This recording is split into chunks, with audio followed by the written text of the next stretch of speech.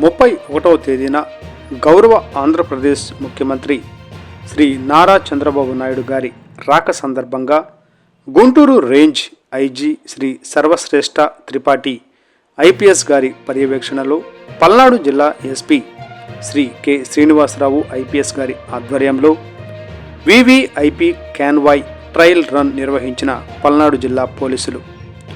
తదనంతరం గౌరవ ఆంధ్రప్రదేశ్ ముఖ్యమంత్రి గారి పర్యటనకు సంబంధించి ఏర్పాటు చేసిన బందోబస్తు పోలీస్ అధికారులు మరియు సిబ్బందికి ఎల్లమంద గ్రామ కోదండ రామాలయం ప్రక్కన కళ్యాణ మండపం నందు ఏర్పాటు చేసిన సమావేశంలో బ్రీఫింగ్ నిర్వహించిన ఐజీ గారు మరియు ఎస్పీ గారు.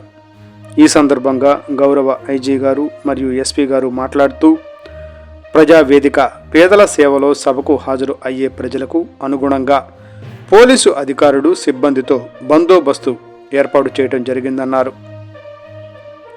వీరిలో 3 అడిషనల్ ఎస్పీలు, 7 మంది డిఎస్పీలు, 30 మంది సిఐలు, 99 మంది ఎస్ఐలు మరియు 177 మంది ఏఎస్ఐ హెచ్సీలు, 320 మంది పీసీలు, 44 మంది ఉమెన్ పీసీలు, 23 మంది ఉమెన్ హోంగార్డ్స్, 281 మంది హోంగార్డులు, ఏఆర్ స్పెషల్ ఫోర్స్ సుమారు 136 మంది ఉన్నారు.